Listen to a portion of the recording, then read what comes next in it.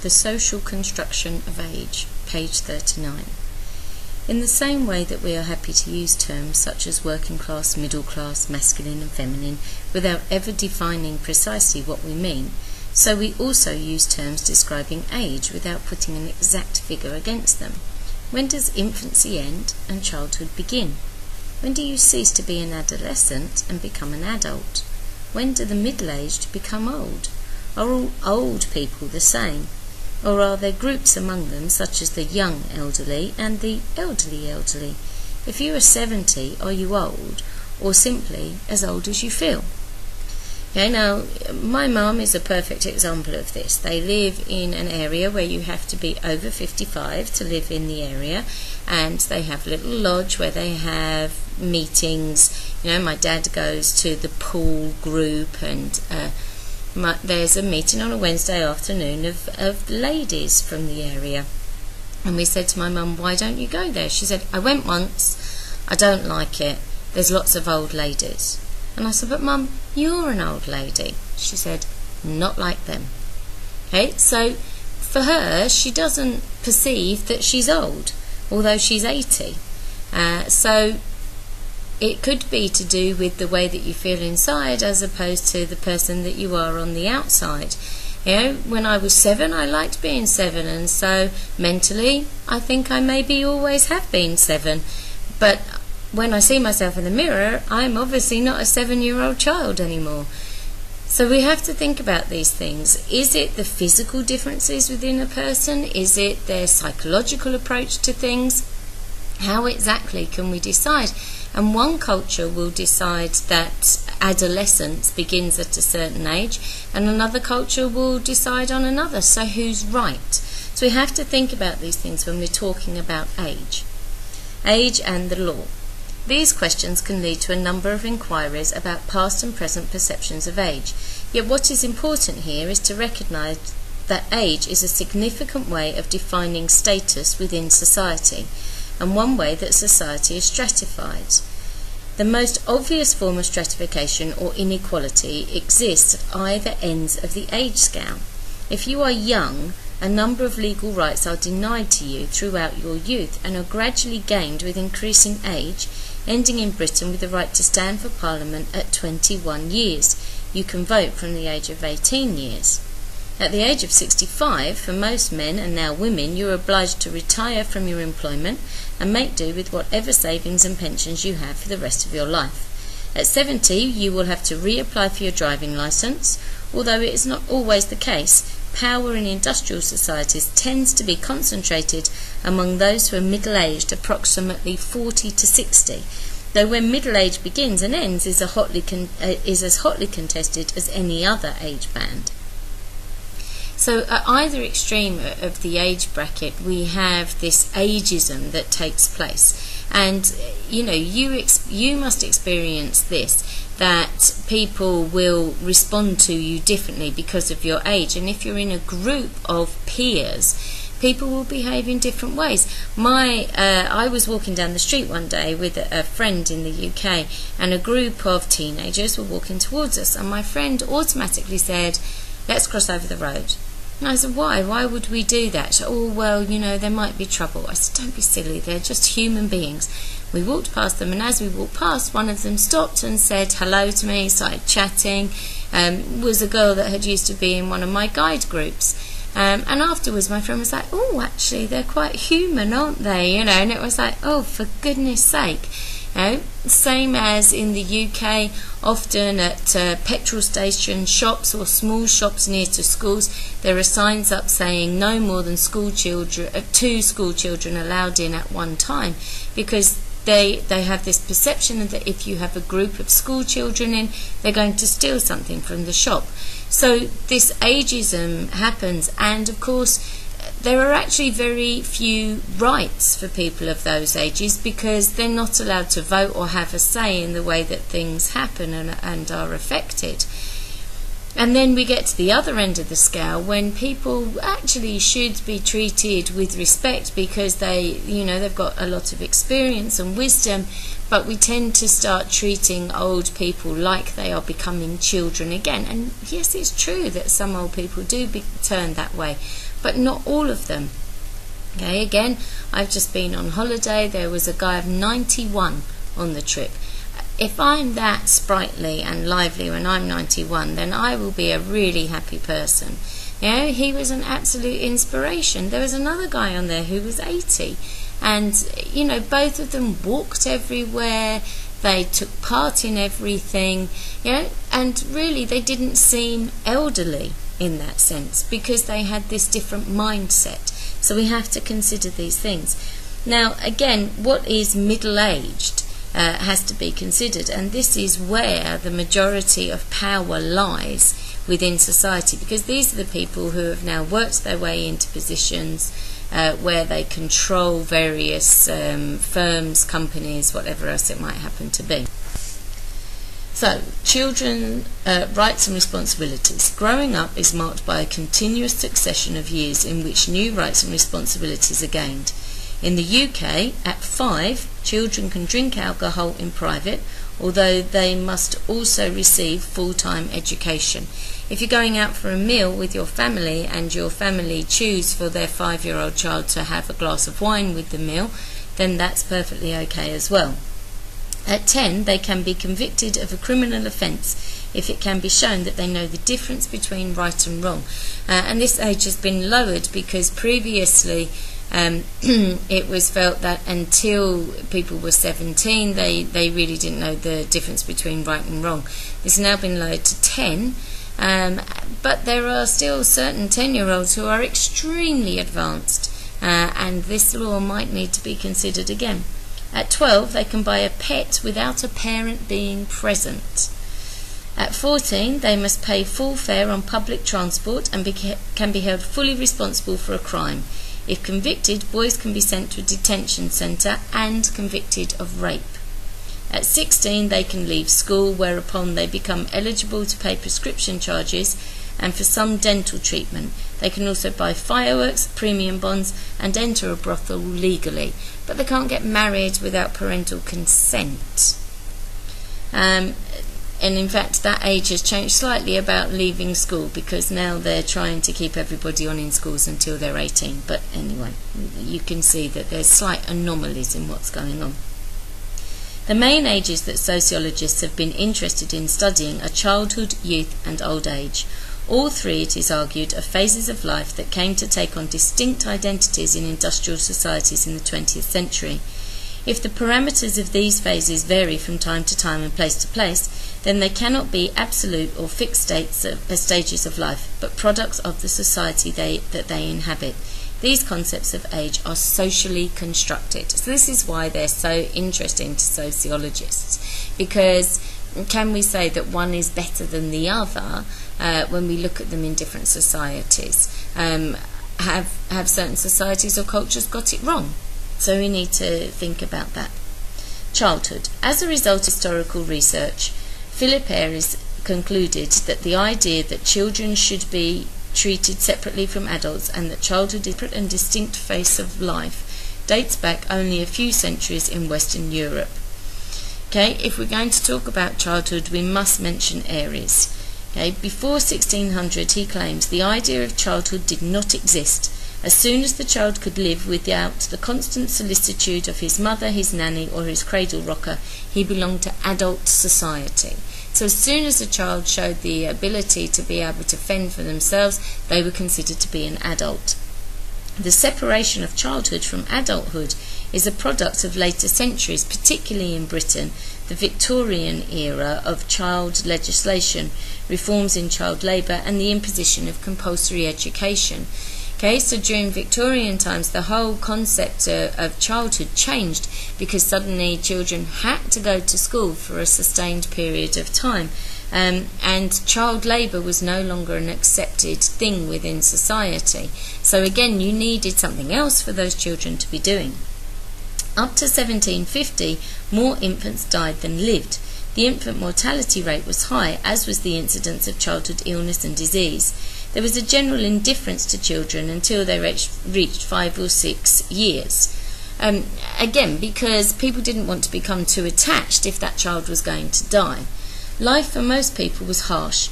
Towards the end of the 16th century, dead children began to be represented on their parents' tombs, the sign of a new era. Children were becoming more valued by their parents, but there was still no separate world of childhood. And if you remember when we talked in IGCSE, we talked about the fact that you would have a lot of children because they would be there to help out on the farm or with whatever work it was that your family were doing. So really they weren't brought in to form a loving relationship, they were brought in as little hands to help out. Many people slept in the same room. The home was not, as we now think of it, a private place reserved for the family. Children grew up and worked and played alongside a range of kinfolk, acquaintances and friends. Socialisation was a byproduct of community life. And remember, we've also discussed in the past about what's the difference between post-industrial and pre-industrial families, and the arguments about whether they were extended families or nuclear families. Okay, now again, this suggests our extended family where you have your kinfolk all being there. In the 19th century, children of the lower classes still went out to work at an early age in the mines, climbing chimneys and labouring in factories. Gradually, laws were passed restricting the hours they were permitted to work. Attendance at school finally became compulsory in the 1880s, and the school leaving age raised. This has had the effect of prolonging the age of dependence of children. Okay, so in the 1970s, 1972, they had the raising of the school leaving age, which took it to 16. Okay, now they want to try and keep children in education till they're 18 or 19. Some people would say that's just a way of dulling down the unemployment figures. Okay, but my mum left school at 14 with no qualifications, took an aptitude test and started working in a bank. Doesn't really seem to have done her any harm because she never enjoyed school, but the world of work was the perfect place for her. So again, you know, these judgments aren't being brought in about the differences that there are between certain children and certain adults. Perspectives on childhood. Although the historical accuracy of Airy's view has been disputed by, for example, Linda Pollock, the emergence of childhood as a distinct phase has been variously explained by sociologists. Thus, for functionalists, the growing complexity of industrial societies and the increasing division of labour led to the need for an extended period of primary and secondary socialisation. Okay, so children needed that extra time in with their families to feel a sense of belonging. For Marxists, it is clear that the emergence of childhood results from the transition from feudalism to capitalism and the growth of wage labour. As with female labour, the costs of reproducing labour become the responsibility and burden of the wage earner. Labour power is reproduced without cost as the worker pays for children's upbringing, not the employer. Okay, so, you know, Marx is saying actually there are fewer people that you need to pay wages to, and the family are responsible for paying for that child rather than the child having to be paid for working in the company. In the same vein, feminists such as Shulamith Firestone see this same process intensifying the patriarchal position of the male breadwinner over his wife and children as economic and political power is appropriated to him. Okay, so this childhood thing gives the man more power, makes him feel better. The role played by children in the family is, according to J. Hood Williams, better described as age patriarchy. Contrary to the functionalist view, he argues, with clear echoes of David Cooper, that the study of childhood should presume the existence of antagonistic relations within families and should focus on the differential distributions of power, work, violence and rewards. All this is at some distance from analyses which study children through concerns around play, pedagogy, development or even mass media and markets. Okay, so here J. Hood Williams is talking about the fact that actually there's a lot of negative things that go on in the family and there's a lot of power struggling that goes on, and we should be aware of those. All these views reflect the observation that, in the same way that concepts of childhood have differed from time to time and from place to place, so also there is nothing fixed about the status of children. Their role is socially constructed and is not a consequence of the nature of children. A clear example of this is the difference between the roles of children in the developed and less developed worlds, with child labour prevalent in the latter. Childhood is a central fact of age stratification in particular and stratification in general. So, whilst we would see child labour as being completely wrong in the society that we live in less economically developed countries, it's still needed, and that's kind of going back to our pre-industrial families that we have in developed countries. And this is a form of classifying people within society, so that's why it's talking about it being a big form of stratification. In the light of this perception, childhood has become of increasing interest to sociologists. It throws doubts on any studies such as those of John Piaget about learning and the ages that people learn, that view childhood behaviour as biologically determined with generalisable and universal phases of development. For interactionists, there is also clearly a need to examine not only the passive aspects of children's lives, but also how they are active in creating their own child-centred view of the world and their own distinct culture. Discovering this world has obvious problems for the participant observer.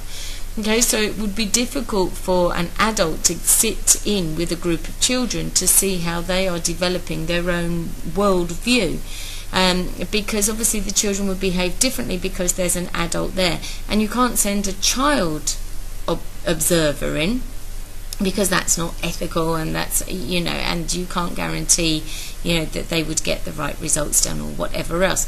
Okay, so this is why sociologists are so interested. That nature-nurture argument is still coming up all over the place. Childhood in transition. Iona and Peter Opie claim to have identified a self-contained community in which children's basic law and language seems scarcely to alter from generation to generation. This view of childhood as separate and unchanging is now open to doubt. In industrial societies, Neil Postman argues that children are becoming increasingly empowered, speaking more for themselves, conscious of their own rights, becoming sports and media stars, and increasingly watching the same programs and enjoying the same music as their parents. Okay, so whilst Iona and Peter Opie were saying that they'd found where childhood was and they found this commonality, okay, Neil Postman is saying, well, that's changed. And the whole concept of children has changed. My children and I sit and watch programs together that we enjoy watching. Yes, they watch other programs that I wouldn't want to watch, like The Only Way is Essex, let's say. But we all enjoy watching The Big Bang Theory together. So there are certain things that we would all watch. We will watch films together. We like the same music. Do you like the same music as your parents? Yeah, I like different music to my children, but we have things that we agree on, that we all like. And again, this whole idea of how young people can become sport and media stars.